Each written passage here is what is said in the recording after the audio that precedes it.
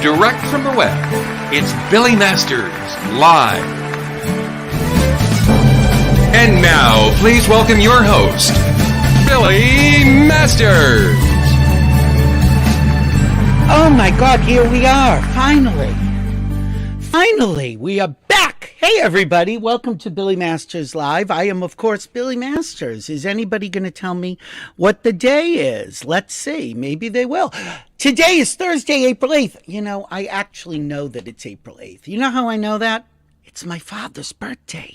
It's Big Daddy Masters' birthday. So, happy birthday, Dad. As most of you know, I am not in my place in West Hollywood. I am with my parents in Boston. So, I've actually said happy birthday to my father. And it is a gorgeous day out. Frankly, if it weren't Ruta Lee, one of my favorite people in the whole world, if it weren't Ruta Lee, I'd have canceled the show and gone out for a walk. But, you know, I would do anything for Ruta Lee. So I'm going to tell you a little story, and then I'm going to bring her out. When I was growing up, I loved the old talk shows, the Merv Griffins, the Mike Douglas, the Dick Cavitt's. I loved them all. And I would see people who came on to these shows not to promote something, but to have a conversation, to just be themselves, to like hang out with their friends, Mike, Merv, Dick. And there was also something very glamorous about Hollywood back then. And so when I came to Hollywood, so now it's like 22 years ago, I had been going back and forth. But when I moved there, I went in search of a Hollywood that no longer exists.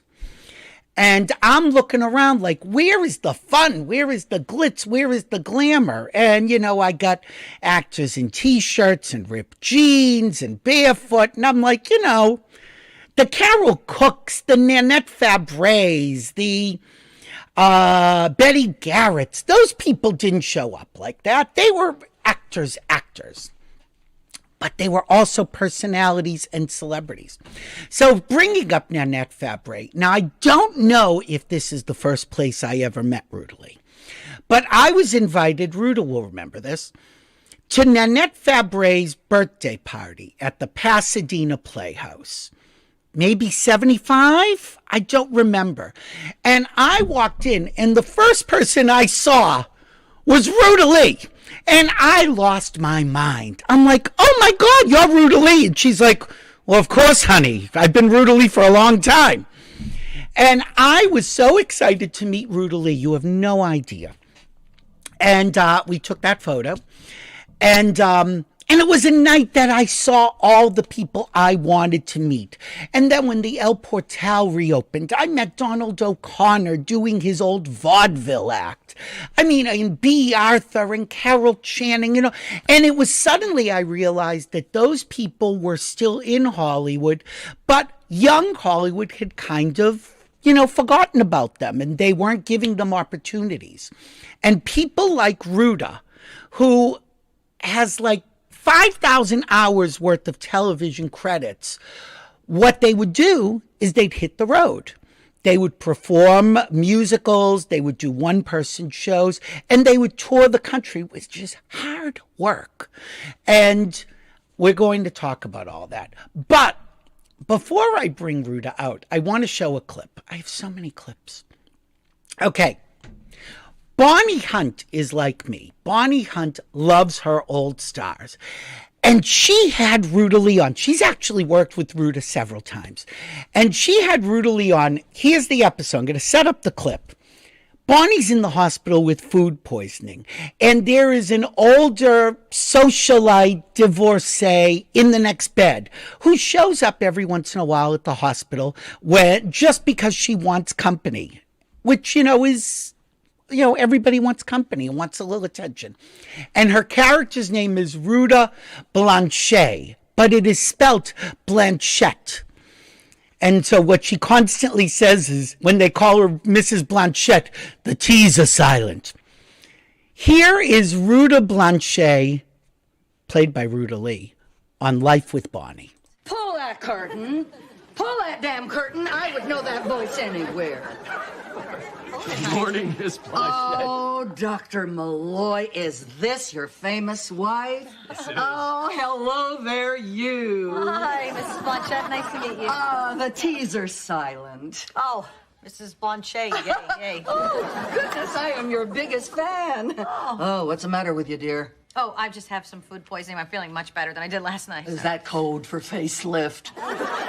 No. This good old-fashioned food poisoning. Smile. Oh, dear. Well, Oh, my goodness, I can't get over this. I watch your show every morning. Right, Dr. Malloy? That's right. Yes, you see, I'm an actress, too. Was. You're kidding me. No, no, I did 8 off-Broadway musicals. Is that right? Oh, could I tell you stories about men who are women, women who are men, men who are with women who think they're men. I'm sorry about this. Sorry, please.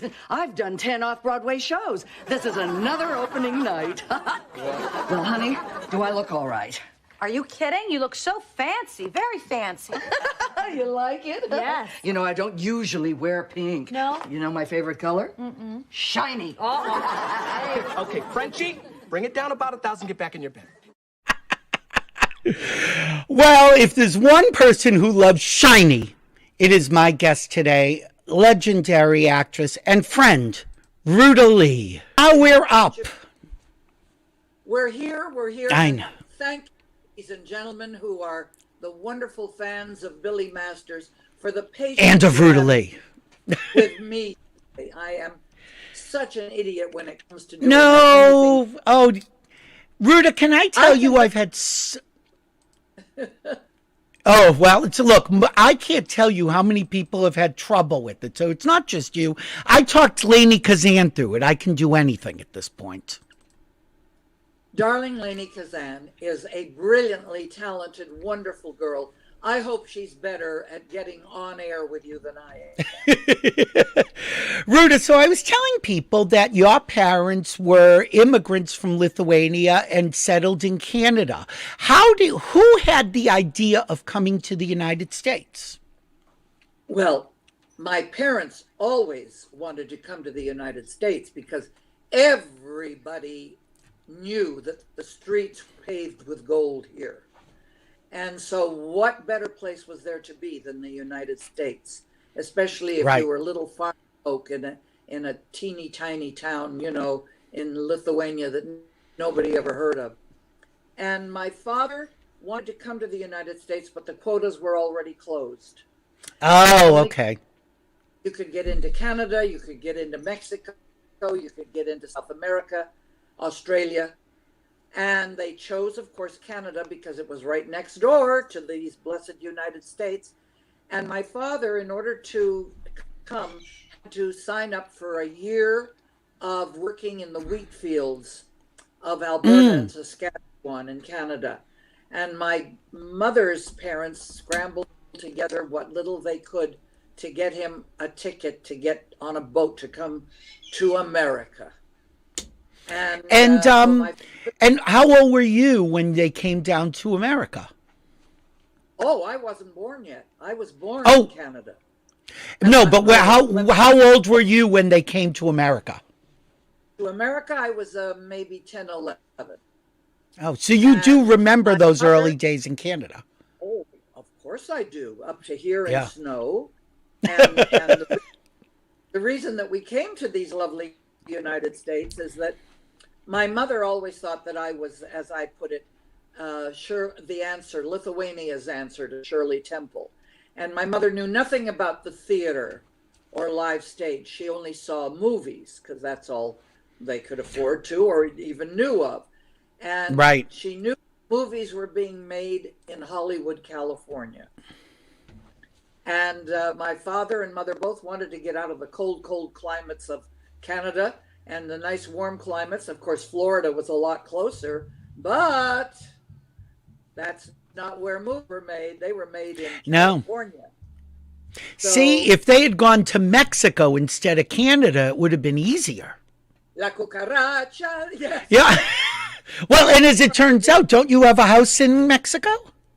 Yes, I do. In Yeah. wonderful, wonderful place, the Hotel Las Hadas campus, and it's in Manzanillo, and it's wonderful. And I am so sorry that I haven't been able to go down now for almost 2 years because of COVID. But hopefully that will end, please God, soon. Please God.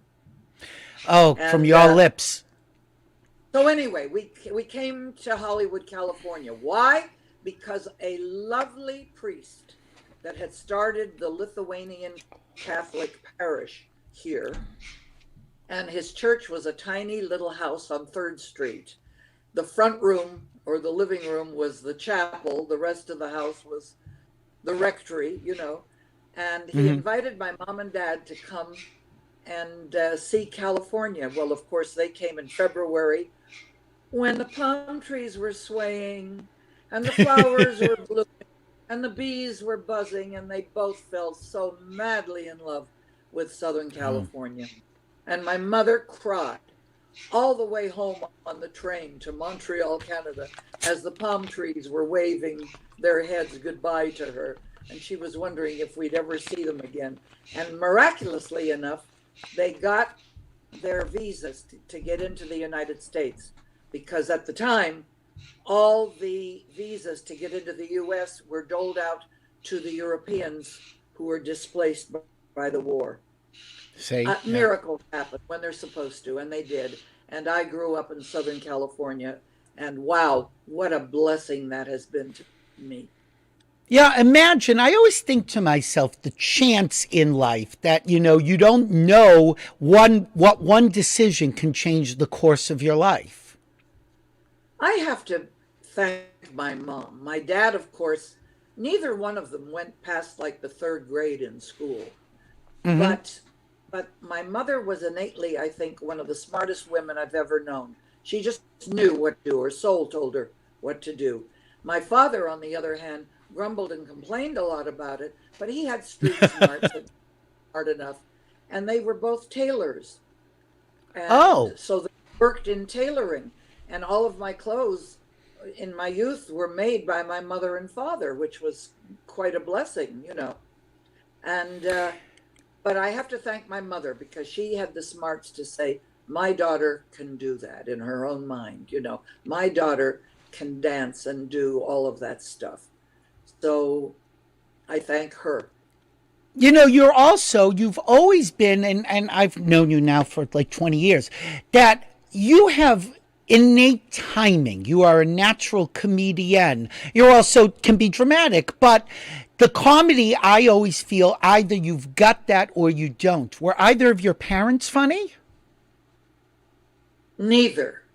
My father was very gregarious and, you know, a happy-go-lucky guy who loved to visit and have a couple of schnapps.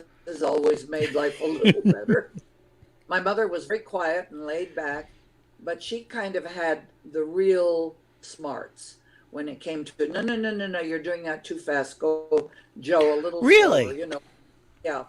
And did she just have that naturally? Yes. Oh. Or maybe it was watching a lot of mistakes being made. I don't know. But she was a good guide. But I was the one, Billy, who spoke English before my mother and father did. Right. When I was born, Lithuanian was my first language in the house, but I learned, you know, playing with the kids in the street, English right away. And so therefore I was the one that knew how to read English from the time I was a little girl. They would look to me and put me in places of power in that, what did that say and what does it tell me that I have to do? And I sometimes didn't even know what I was talking about, but I thought I did, you know. And so yeah, I was telling Ruta backstage, my parents were first generation of Albanian immigrants. Same thing. They were the ones that spoke English, but their parents knew enough that they put them in those situations because they wanted them to become American. It was very important for them to not be immigrant children, but to embrace the new world. Now, did your parents originally come to to Massachusetts first? They did. And they did because there was already a lot of, again, it's on the East Coast. Albanians took the boat wherever it took them, and they ended up in Boston.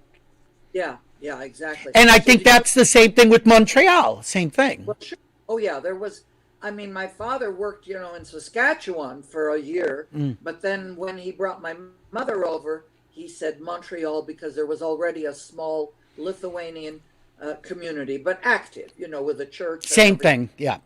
And that's the other thing, is that our community was centered around the church.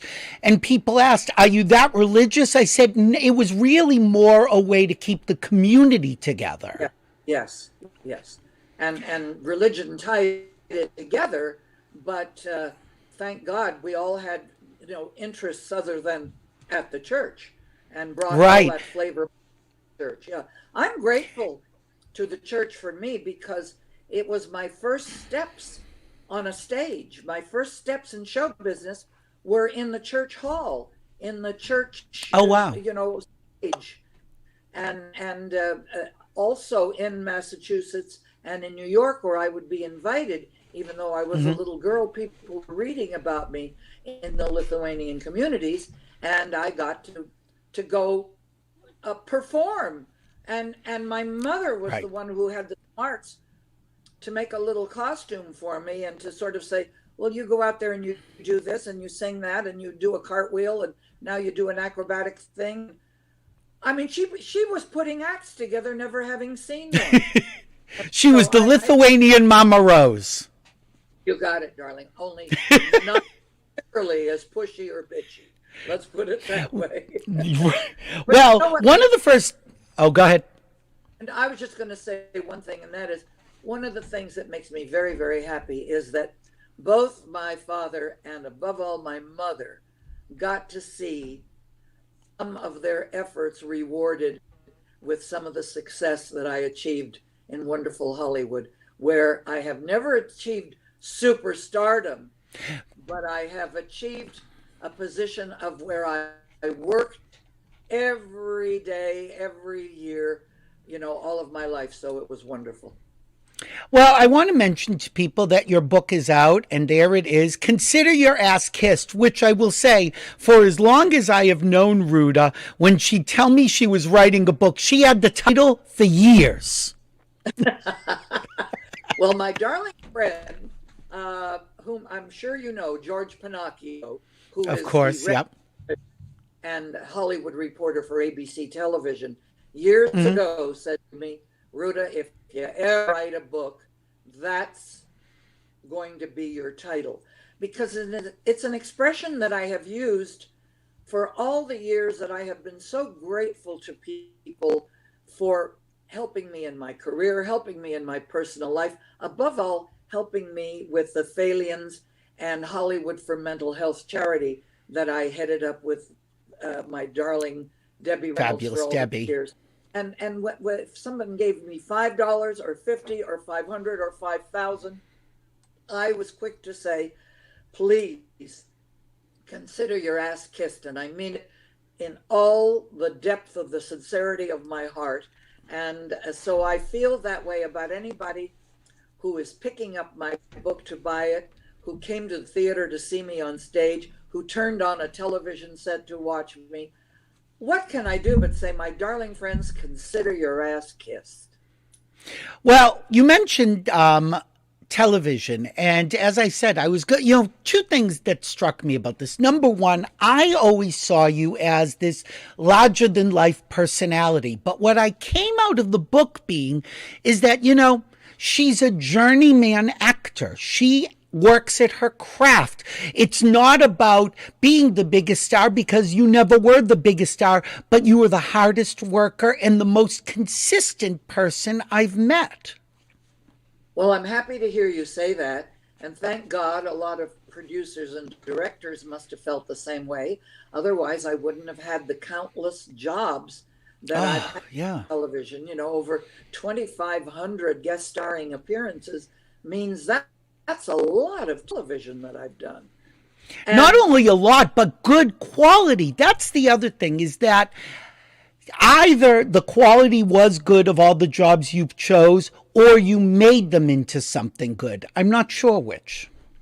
Now, I don't think that I could ever say that I chose, Billy.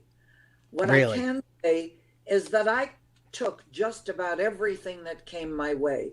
I'm of the old English credo, which is there are no small parts, there are only small actors. Right. And I believe that. I think that anything that you do, if you put your heart into it, people are going to know whether it's the top rated show or the bottom rated show, that you're on it and you're doing the best you can with what you've been given to do. And so I'm very, very grateful. But you know, I've got to share something interesting with you. Please. Probably the most lucrative part of my career has been the 5 years that I spent on Home Shopping Network, going once for a week or two a month to sell a product that my darling husband had found for us and we brought to Home Shopping, or to help them with clothes or whatever they had going, that they would say, Ruta, come be on our show for a while. It was a phenomenal experience for me. And it's why I'm so looking forward to visiting with people with my book. I was selling a product, but I felt like I was on air with umpteen million people every day. And I absolutely loved it. And financially, it was the greatest thing that ever happened, because I had a great product, which was spray vitamins. And wow, thank you, Jesus. It was fabulous. You know, but if we've learned nothing from Shark Tank and other people who've talked about online shopping, it's not only the product, it is the salesperson. And one thing I know about you, I've been around you at so many events, you have time for everyone. You are a people person. You're very sincere. You're very gregarious, like your father was. And that comes through over the screen as well. Yeah, I'm glad to hear that. I really am. And I am very, very grateful to your favorites, the talk shows, and certainly the game shows, both afternoon and evening, simply because they introduced Ruta Lee as herself. Exactly. Rather than a character that I was playing. And while I'm grateful to the lineup or Lucy or whatever show I was doing, Bonanza or you know, whatever. Every Western known to man. Every Western. Audiences got to know me as the character that I was playing. And I felt so grateful to be able to just say, hi, I'm Ruta Lee, and this is it. You know, take it or leave it, but this is the real me. And boy, I'm glad people took it. Yeah, absolutely. Now, I don't know if you could see the clip because we were having those problems with Life with Bonnie, but you were so funny. Well, Bonnie, one of the funniest things. She is a very, very gifted girl. This girl is able to do comedy, the likes of which nobody can touch these days. And she's also a very fine dramatic actress. And I don't know who originally said, life is difficult, comedy is hard. Yeah. And they were so right. Good comedy is very, very difficult. It does not happen easily. You have to learn craft. You have to learn timing. You have to learn not to step on a joke. You have to learn not to step on a laugh. You have to learn your marks. Yes. Oh boy. Oh. The 4 camera. Yeah, especially with 4 camera. Yeah. That's one of the things that I think our audience may not realize, is that the Lucy show and several other shows that were shot live with an audience were just wonderful. But it was like choreographing a very difficult dance. Because when you move naturally, you can't, because there's a camera that's shooting somebody over your shoulder that way or past your ear that way, and you're going to get into it. So you have to hit those marks and know where you are every single time, and on a line, because your cameras are moving on lines that are given them. Right. And speaking of that, so I have a clip. You did several episodes of The Lucy Show. Okay, this is a clip that if this were a Saturday Night Live sketch, I don't know how you would have gotten through it without laughing. As a matter of fact, when people look at this clip, and I've edited it down, you look like you're just on the brink of hysteria. This is with Milton Berle. And you know the episode. Take a look. Mr. Burl, Yes, Mrs. Carmichael. may I toss the salad? Please do.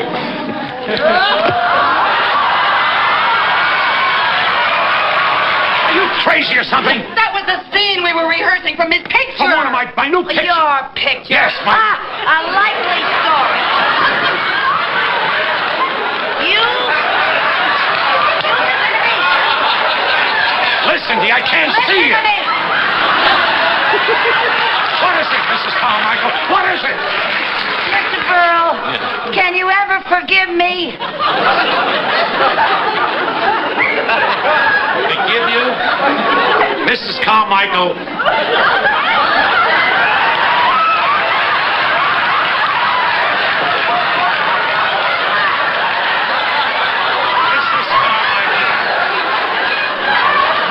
I'll not only forgive you, but I want to tell you I love you. You love me? Yeah, because you believed Ruta as the other woman. Now, Ruta, this ought to convince you that you can play the part. Yeah. Oh, this is wonderful. Well, this is great. This is show business. Yeah. Hey, let's all have some lunch. Will you have some lunch? Because the salad's on me.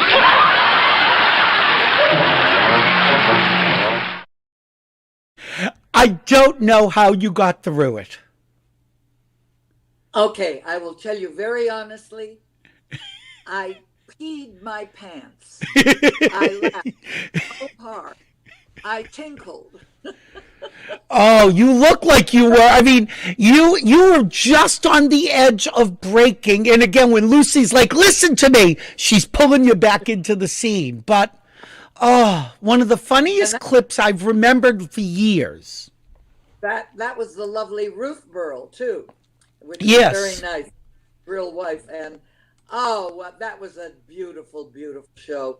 And the opening of that show is what I have used on my film clips forever, because it's Lucy going to the door, opening it, slamming it shut in my face and saying, "It's Ruta Lee, the movie star." Then on, That's a great clip. Milton Berle, wherever he saw me, he would say, "It's Ruta Lee, the movie star."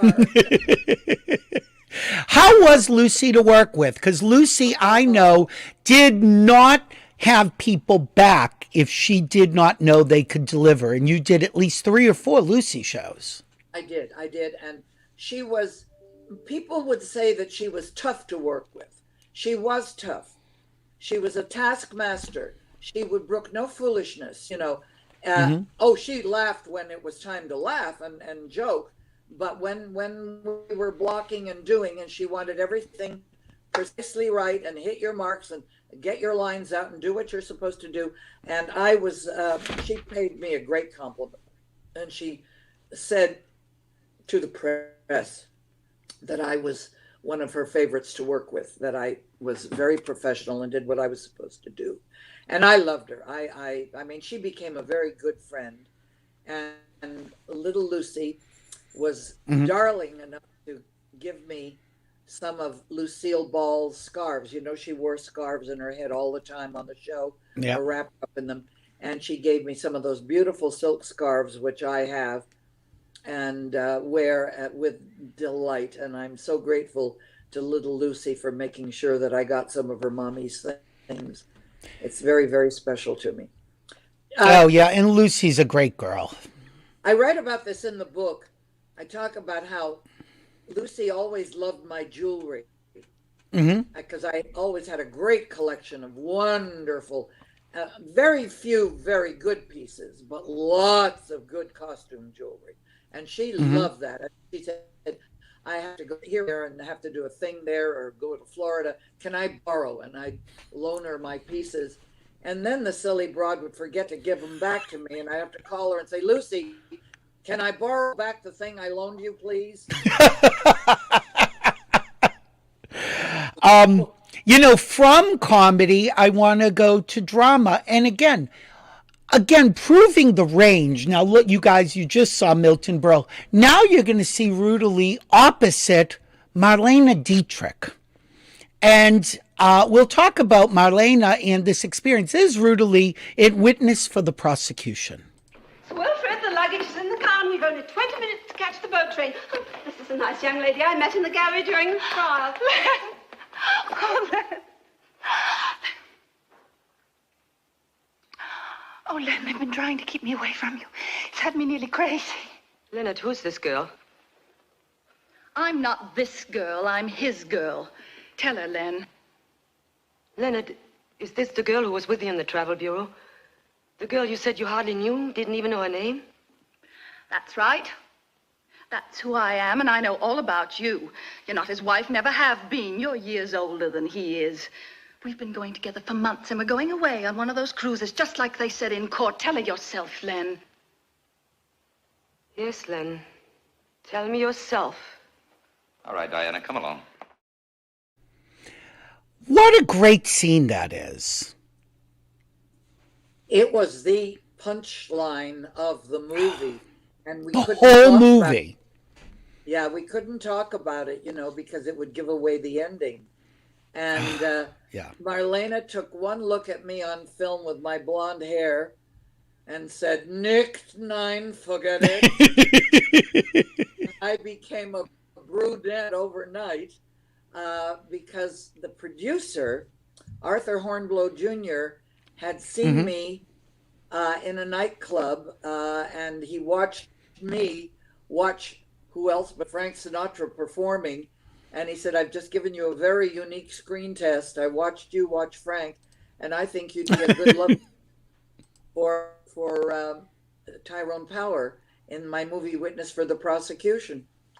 And he said, "Would you come in and meet Billy Wilder?" And I said, "Is tomorrow too soon?" Yeah, And, right. Can you imagine Billy Wilder, No. that phenomenal man, and working with Charles Lawton? Lawton Oh, my and Lord. Tyrone Power and Marlena. What was Marlena like? Cool, very, very cool, my darling, very cool. In fact, but she was not partial, I think, to young girls. So I just sort of stayed out of her way and didn't have much to do with her. But I did watch her when she was working with Billy, and Billy Wilder was incredible. He would literally at sometimes not give her a reading of a line, but give her a tone for the line. He'd sort of hum da da da dum da da da da da da dum da da da da da da. So it was musical almost. It was musical for Yeah. her ear to pick it up if he wanted something special that she wasn't giving him. And Speaking of music, what is that accent of yours in that? well, it's supposed to be sort of a middle British, which Yeah. was difficult to do, Billy. I Very bet. high is quite easy to do, and the difficulties doesn't arise until, and then Cockney is another easier one to do than what I was doing. That middle It is English, almost like Hepburn, like Katharine Hepburnish. yes, a little bit of something. And who helped me with that was Charles and Elsa Lanchester. Wow. Yeah. Wow. I used to have lunch with them and do things. It was so sweet. They were so very, very dear to me. But oh my God, to think that that wonderful producer, Arthur Hornblow Jr., just saw something in me across a crowded nightclub floor. All I can do is say, wherever he is, I hope it's by the right hand of God helping him produce something. Oh, well, speaking of great people you worked with, this is much later. This is now Elizabeth Taylor had sort of started a comeback with Sweet Bird of Youth. And before I show the clip, what's interesting is how you're billed, because it's Elizabeth Taylor, it's Mark Harmon, it's a lot of people, and Ruta Lee as Sally Powers. I mean, it isn't lumped in with everyone, it's and. How nice. I forgot. So, okay, well, here's a little clip of Sweet Bird of Youth, and then we'll talk about Elizabeth.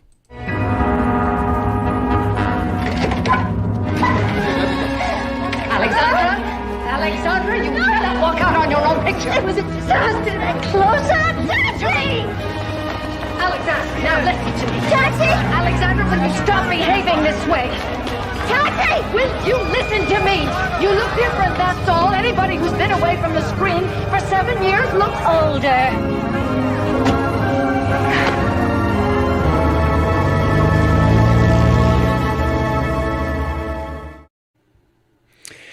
So what was it like working with Elizabeth? It was the usual. Lots of waiting and waiting and waiting. But she, of course, is when she's on, and she's divine. And she's sweet and funny, but you have to wait for all of it. And her wardrobe was done by my very good friend who did my wedding gown and many of my gorgeous gowns, Nolan Miller. Oh, and, sure. Remember Nolan Miller from Dynasty fame and lots of stuff for Aaron Spelling. And I got to sit and talk a lot with her son.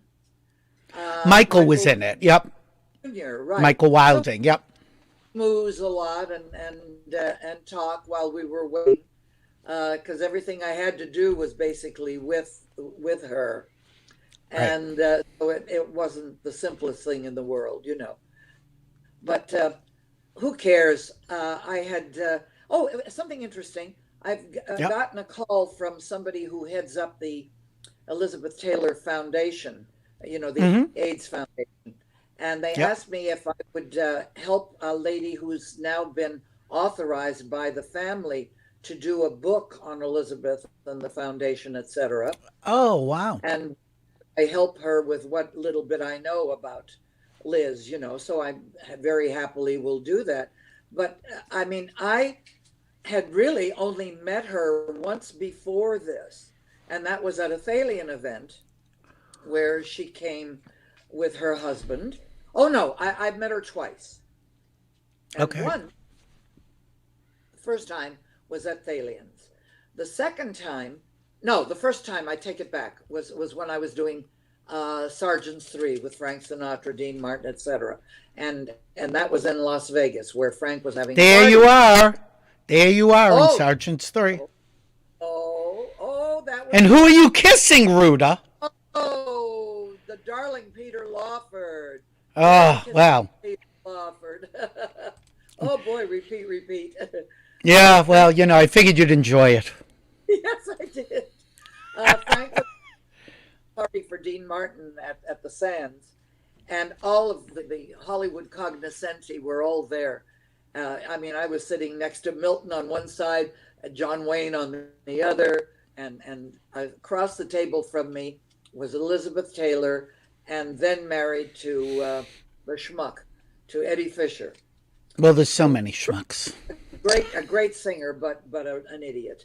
Anyway, in walked Frank. The party was already mostly seated. In walked Frank at the back of the room with Marilyn Monroe on his arm. Oh, my God. Now, I've got to tell you, that girl was like, I mentioned this in the book, she was very much like the Gabor sisters. They all had a Klieg light, an inner light that lit them up.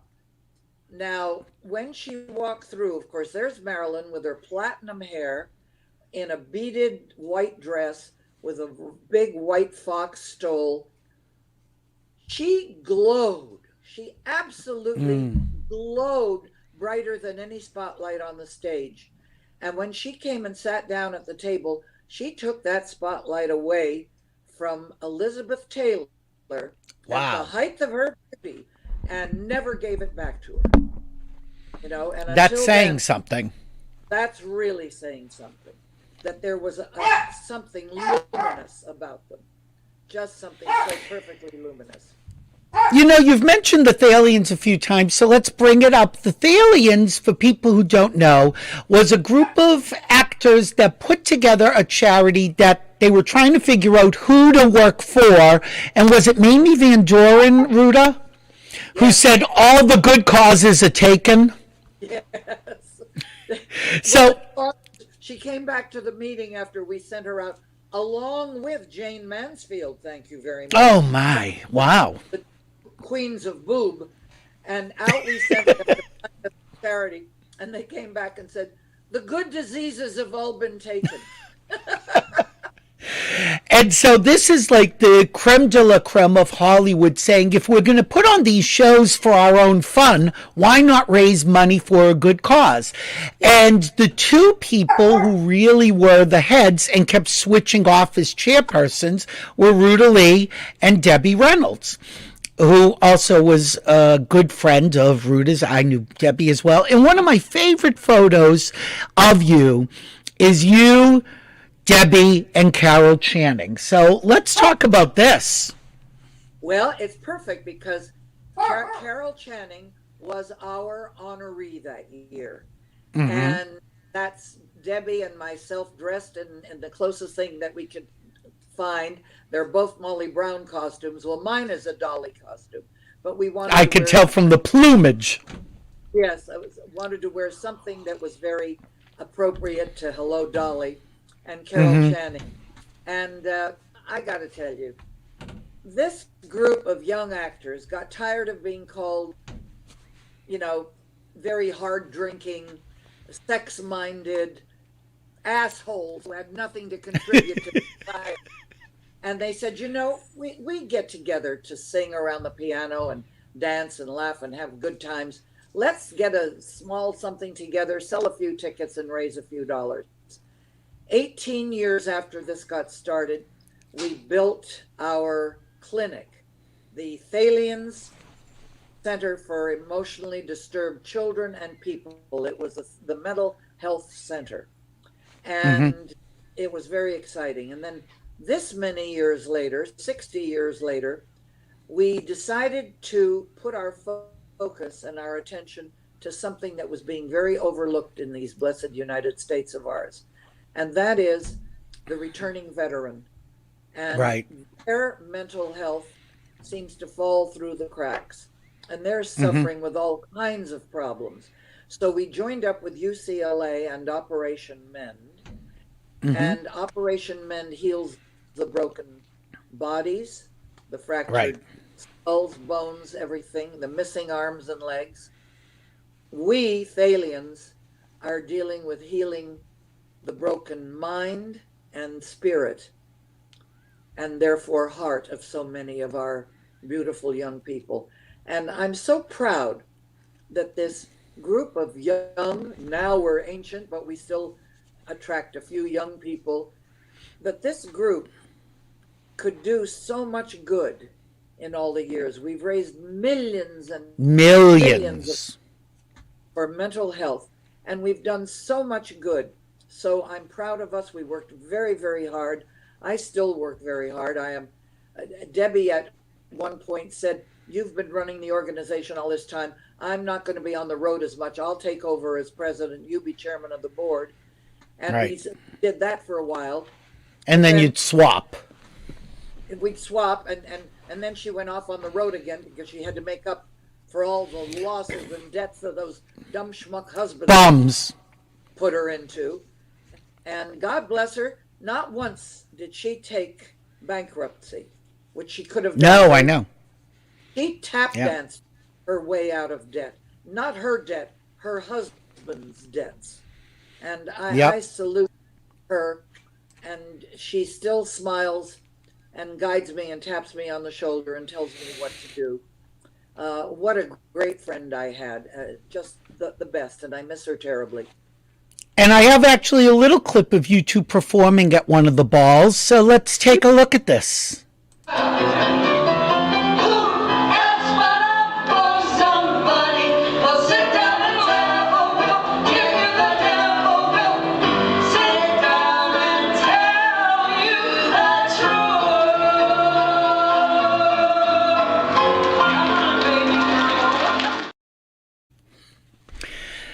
great lady.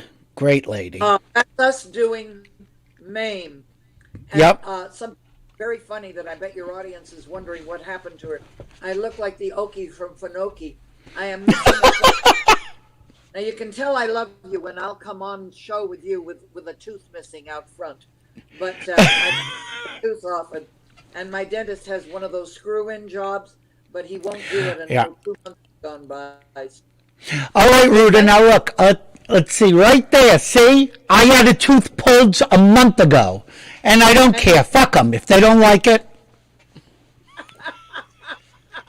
Okay. Ruta, you know what I love about you is that when the television stuff wasn't happening as much and they weren't doing these big overblown productions with millions of guest stars, you hit the road. And you know what's interesting? That it was early. There's Peter Pan. There's Sugar Babies. You did Irma LaDouce. You do Molly Brown. You do Best Little Whorehouse. Ruta, did I see that you did Funny Girl? Yes, believe it or not. No, I don't believe it. Where's the clip of that?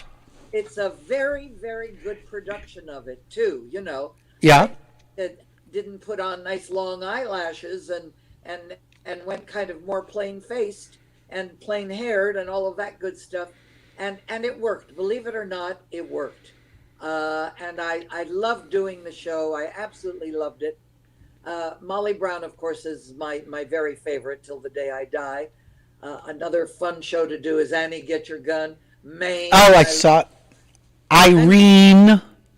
Irene. Oh, God, yeah. And Debbie gave me all her costumes to use for Irene. There was a great story. Oh, God, what was the story that first off, we should mention Casa Mañana in Fort Worth, Texas, was really your theatrical artistic home. But was it Molly Brown that they had the worst costumes and Debbie Express mailed her personal costumes to you? Yes, she did. That was Irene. We were doing was that Irene? Okay. And the big company, Brooks in New York, and they're very Yep. famous. But they buy up all the shows. I don't know which high school production they had bought up. And Irene, it has to do with a costume house, with a right Fourier, you know. And this was Drek that I had. And Debbie sent out not only the costumes, but her costume person to help me get it all together, and they were gorgeous.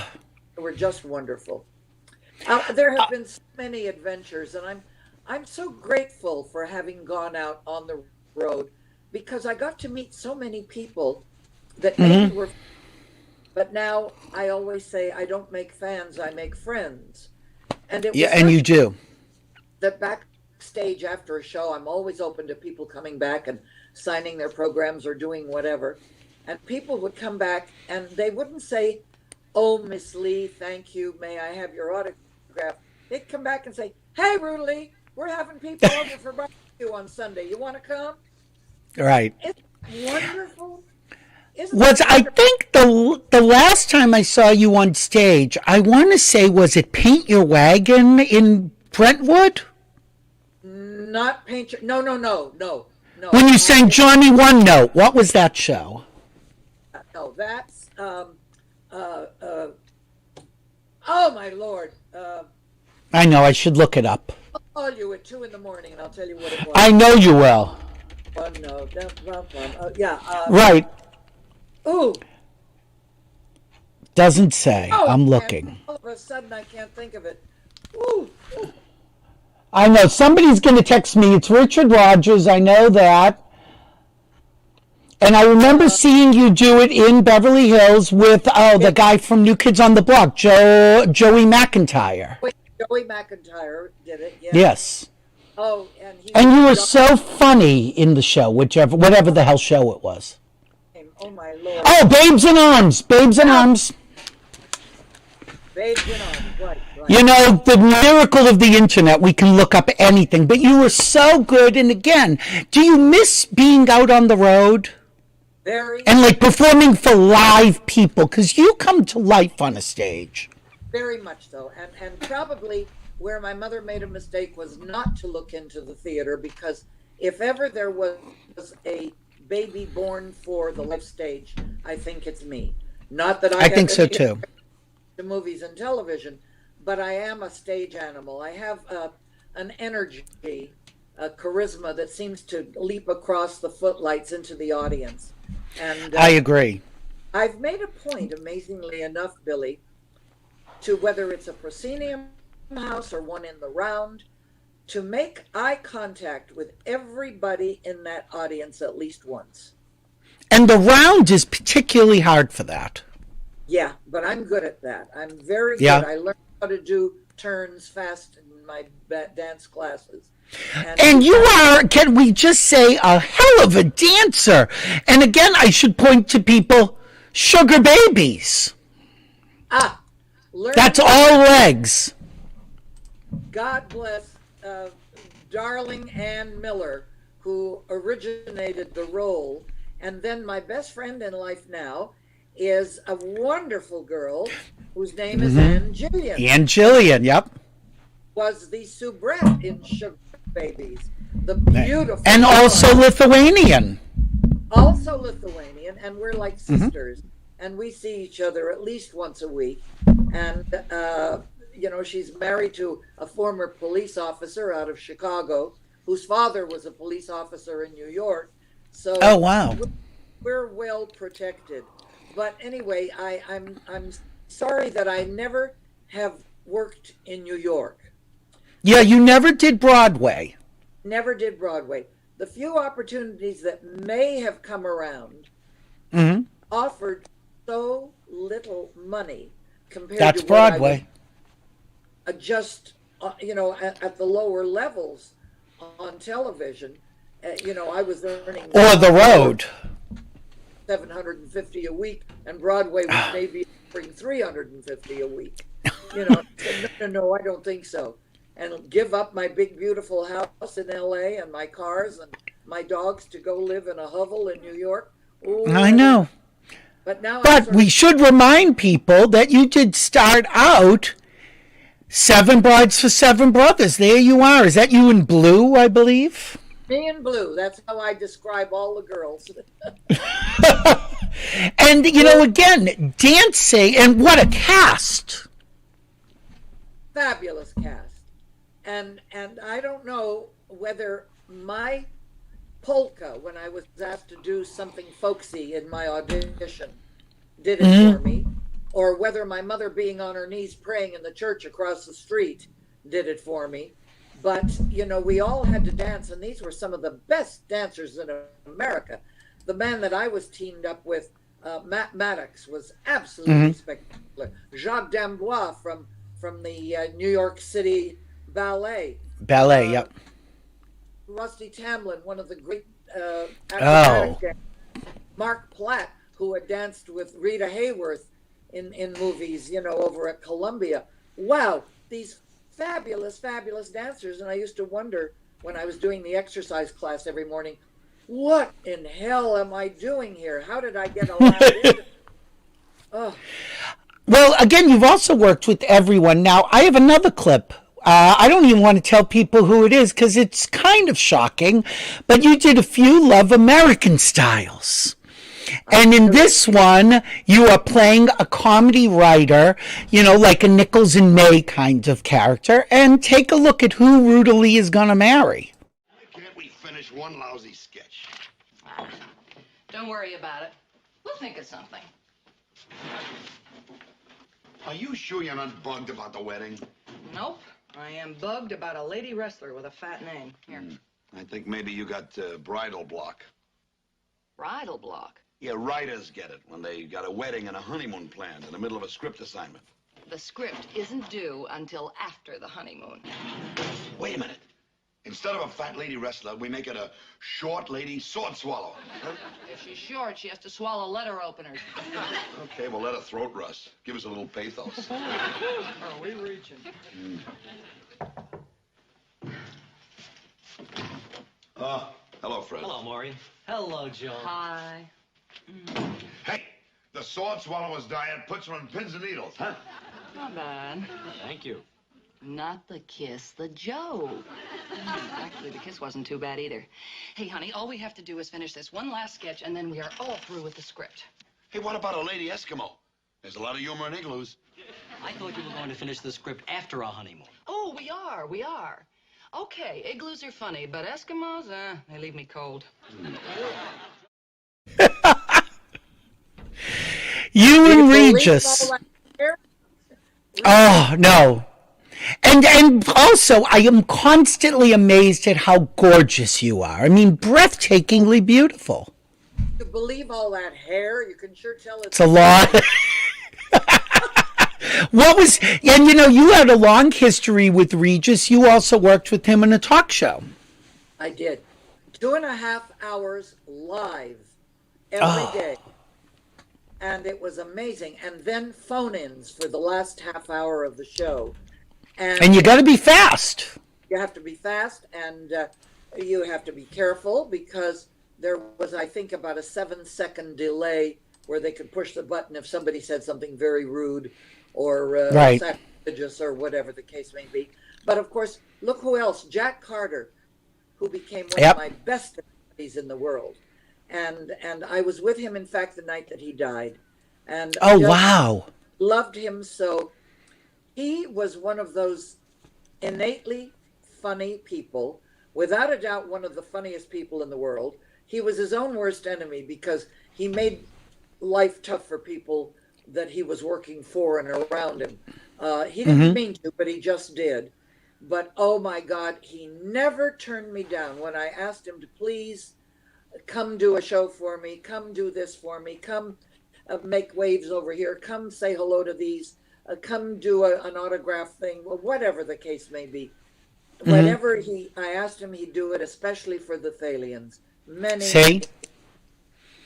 And that's also you. I think that really you've developed such good relationships. And again, I said at the beginning, is that when I moved to LA over 20 years ago, looking for this Hollywood of the past, you're one of those people. Debbie was one of those people. Rip Taylor. There were people who I became friends with who embodied the glitz of Hollywood.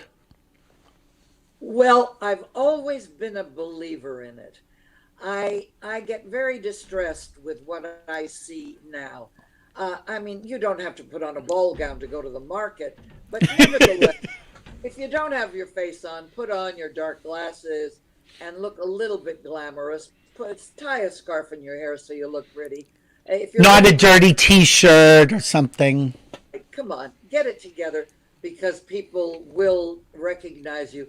And do you know what gives me away the most, Billy? My voice. Your voice. Your voice. I know. And let me tell people what happened before we started. So Ruta and I did a sound check and video, which all the good that it did us. And Ruta, once she got set, she's like, all right, now let me go get a scarf because I need a little color. And I'm like, see, that's training of the old Hollywood, that I'm doing a show. All you have to put on is a scarf. Yeah, a little bit of color, a little bit of something. But I think your audience likes to see the nice version of you. I had the blessing of being invited to Lucy's birthday party, which is conducted every year in Jamestown, New York, where she was born. And I was invited as the guest star and friend of Lucy's to share in different evenings with different screenings of different shows that I did with her, et cetera, et cetera. And the comment that I got from everybody that was there, simply, and they'd come in from Japan, from Italy, from Wisconsin, from Des Moines, Iowa, wherever. They come in, and to a person, it was always, it is so nice to see you looking lovely in your outfits and wearing your hats and doing this. It's so pretty. You look like a star. Well, I may not be a big star, but I'm sure going to look like one. Let's put it that way. You sell it, Ruta. That's what I love about you. Like I said, when I first met you at Nanette Fabre's, there's feathers, there's marabou everywhere. That's how I want Ruta Lee. That's a very sweet thing to say. And Nanette became a good friend, and she died. Oh. God bless Yep, her. she did. And our beloved Betty Garrett, who we miss as well. Yes. Yes. You mentioned everything you've done. So we're running out. We've got only a few minutes, like 10 minutes. You also did game shows. I saw so many clips of you on Stump the Stars, which I'm not going to show, which I'd never heard of. I didn't remember Stump the Stars. But there you were with Beverly Garland and Sebastian Cabot. I could watch those all day, by the way. What was that like? That was more fun. It seemed like you were having a ball. Because, first of all, Beverly Garland was a good friend. I loved her. We came from the same Cabbage Patch.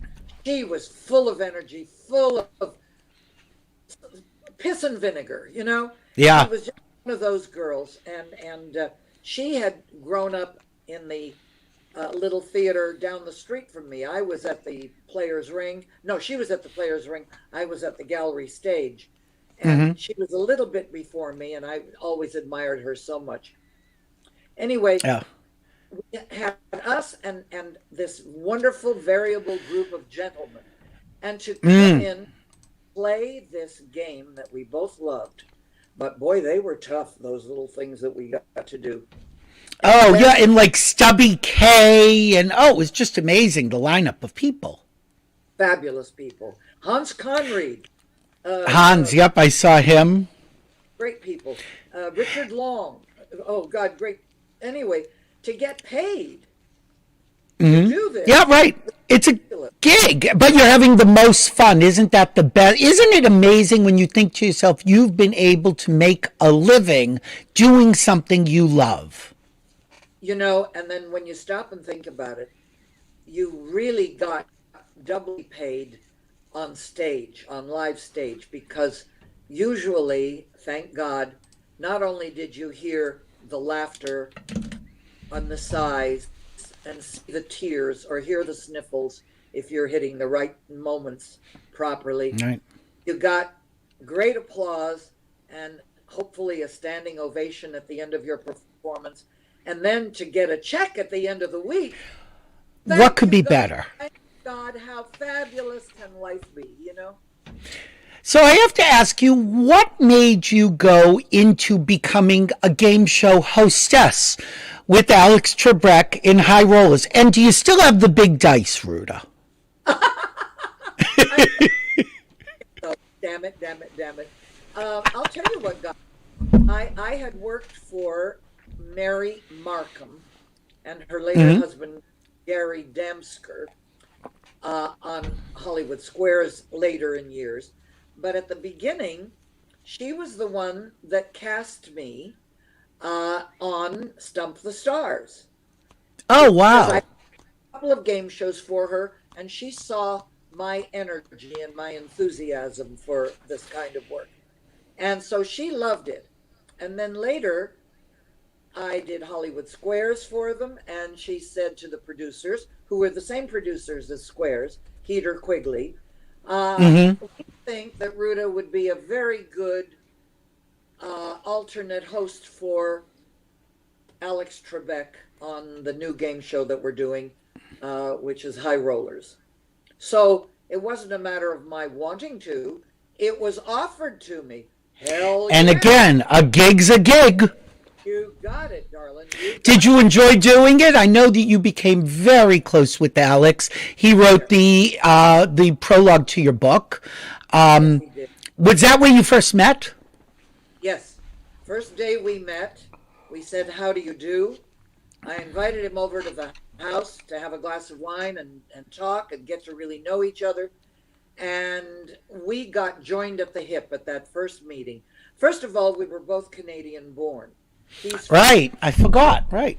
I'm from Quebec, from Montreal. Mm-hmm. He came to Hollywood. And he was the first one to thank me for including him in my coterie of friends. Oh, right. Hollywood friends. I'd been around a long time and done a lot. And so he felt like I was doing something very special by including him with all of my friends who became his friends. And right. all I can do is say it was a pleasure to work with him. It was a pleasure to have him in my life. It was a pleasure to have him as a best friend. And it's a pleasure to have both his wives, his first and his last, as my dear friends. And the lovely part is they are both very good friends. Isn't that nice? That does not happen often. Not often. I mean, so Alex, I have a. Oh, go ahead. Wait, Alex walked Elaine down the aisle to her new husband, Peter Karras. Wow, I didn't know that. There's a little tidbit for you. Wow. Now there's a very famous mishap that happened on High Rollers on the show that was going to air on the 4th of July. I'm sure you remember, Ruta. I'll never forget it. Out I came, wonderful Loretta Young kind of entrance with the music playing and Johnny saying, "And here she is, Ruta Lee." And as I came out, a chandelier came down on my head and sort of made me a little loopy. And so I'm saying, folks, if I'm loopy, blame it on NBC. And let me show the clip, because people probably would like to see that you getting hit with a chandelier. And the irony is that it still ran. That's what I love about it. All right, here we go.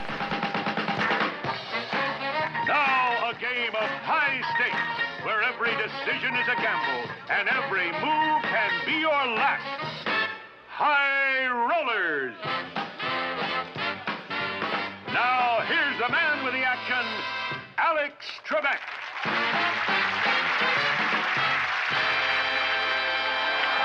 Thank you very much. Happy 4th. Nice to have you joining us on High Rollers. Let's get right to it. And now, the lady who rolls the dice, Miss Ruta Lee. Oh! What?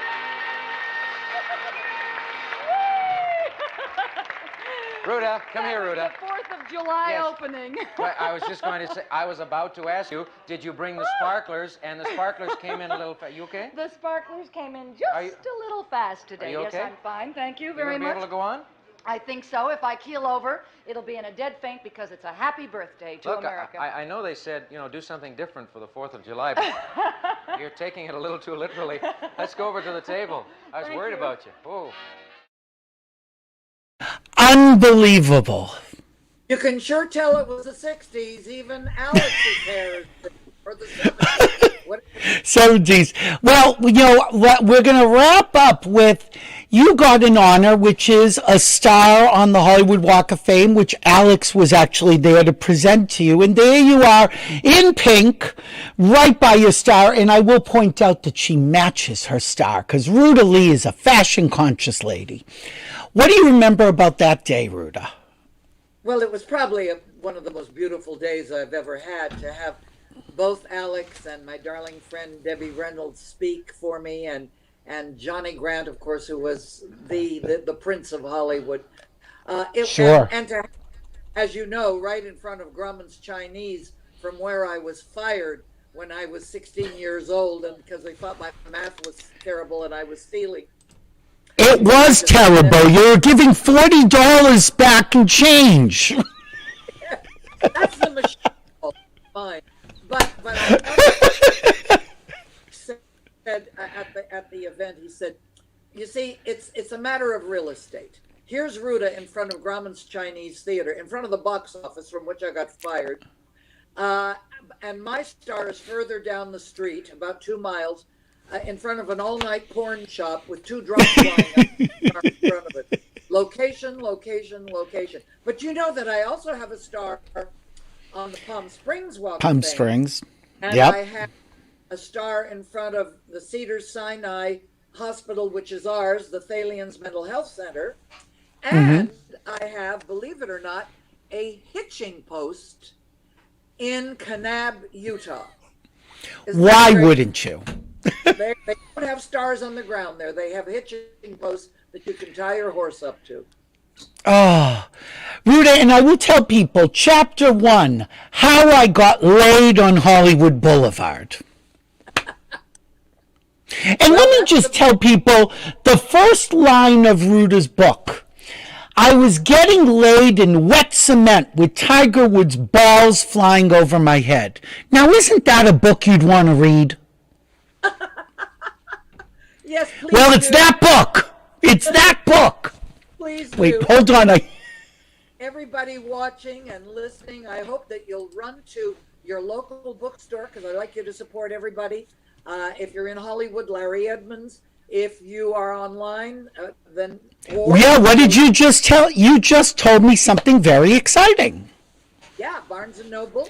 And no, that you are right now number 2 on the Amazon pre-order list. Yes, isn't that exciting? That is beyond exciting.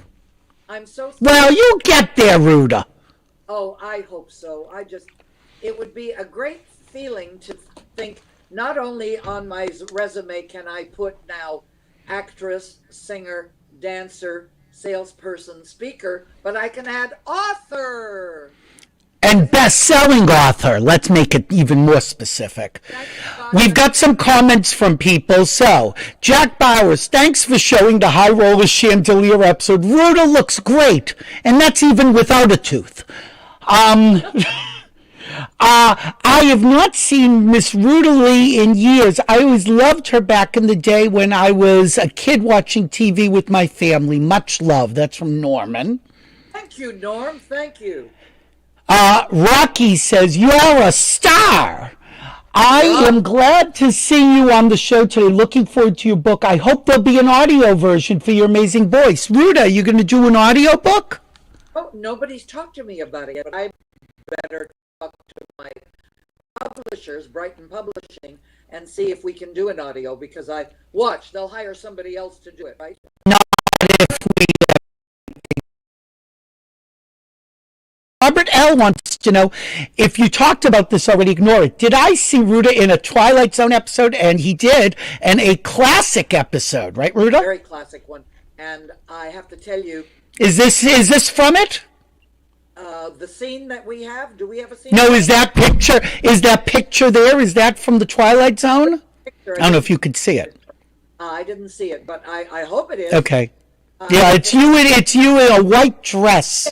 A swirly dress with tails. Yes. Yes. Yep, I think that's it. It's from the Twilight Zone, and I have to tell you, it's one of the most favorite parts I've ever played. I mean, I love every role I ever played, but that was such fun. Little bitches are such fun to play. I was telling somebody, you're so good at that. Let's see, somebody else, great show, Billy. I'm so grateful you take the time to know so much about these Hollywood greats that we've cared about for years. So glad to have a show that finally gives enough time to tell their wonderful story. Loving Ruta, of course.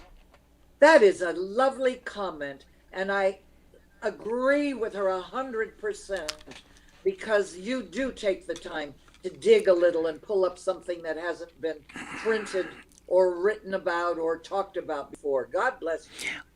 Well, look, you are a raconteur, and that's what I love about you. You tell stories, you take the time, and people, if you didn't see her with Richard Skipper last week, it's a great interview. When we talked before here, and we said, let's tell stories you don't tell usually. So I'm glad to give people a little variety. I should mention, there you are with James Gardner in Maverick. And Robert Conrad. I mean, great guys. And Clint Eastwood. The love of my life. It took me 20 years to get him to be our honoree at the Thalians. And I just love him so. He finally acquiesced and said, all right, and came and did it. But why did he do it? It was a birthday present, wasn't it? Birthday present to me. I said, Clint, please, it's my birthday, 30th of May. Give me a present and tell me you'll be our honoree. And he said, why don't you give me a present, because I'm on the 31st. Come. And the last, I just want to end on this. Here's a picture of you and your wonderful husband, Webb, who is always so nice to me, with Hugh Hefner and Barbie Benton. Now, where is this? This is at the Playboy Mansion. the beautiful wedding reception that he had for me. 400. So you had your reception at the Playboy Mansion. Playboy Mansion. And I have to tell you. Yes, please. I said hello and how are you and introduced people to Webb as they came in the front door of the mansion. All 450 people to a beautiful white glove service dinner with pigeons and doves in baskets and flowers overhead. Wow. I never got to have one bite of dinner because by the time he got finished taking all the pictures and cutting the cake, it was time to say goodbye to everybody. So we stood at the door and said goodbye to everybody. So we went home and celebrated our wedding with peanut butter sandwiches that night. I answered it. Forget it. That's all right. We're ending, so it's fine because I've kept you 10 minutes longer than I wanted, than I promised. But Ruta, I could talk to you forever. I can't wait till I'm actually able to see you again. I miss seeing people in person. Well, anytime you want, pick up the phone, call me, come on. I'll buy you a glass of wine or a glass of vodka or a glass of anything you want, darling. And we'll have some cake. We'll have cake. And a peanut butter sandwich. Ruta, I want to just tell people again, go out and get the book. Consider your ass kissed. And if you want to know more about Ruta Lee, the fabulous Ruta Lee, go to her website, which is rutalee.com. That's it, rutalee.com. And let me thank Judy, because Judy is like a blessing. Judy is Ruta's longtime assistant, her girl Friday and every other day of the week. That's right. And I just want to say that this is not my life story. It's tidbits from my life, but you're going to learn a lot about lots of other people in the industry that you know and love. And I'm so happy to share those stories. Sweetheart, I love seeing you. Thank you so much for doing this. Good luck with the book and good luck with everything. Look, I hope that we get to the other side of this and we can celebrate in person. We will, my darling. So come home. Come home. I will get back. And God bless everybody that tuned in today. And all I can do is say God bless you and may God continue to bless America. God love us. Thank you so much. I love you. I will talk to you soon. You sure will, darling. Bye, sweetheart. Oh, my God, I love Ruta Lee more than anything else. Go to her website, buy her book. She is one of the great ladies, broads, really, of Hollywood. I'm not sure who we're having. Oh, right, I'm supposed to tell you because they keep yelling at me. Click on the subscribe button right at the bottom. Subscribe to the website. Subscribe to the YouTube channel. Press the bell. And Ruta, if you stay for a second, I'll say goodbye to you once I hang up with everyone. I will see you next week. I don't know who we're going to have next week, but thank you so much for joining in. This has been Billy Masters Live, and as we always say, if we're here, we're live. Bye, guys, and thank you, Ruta.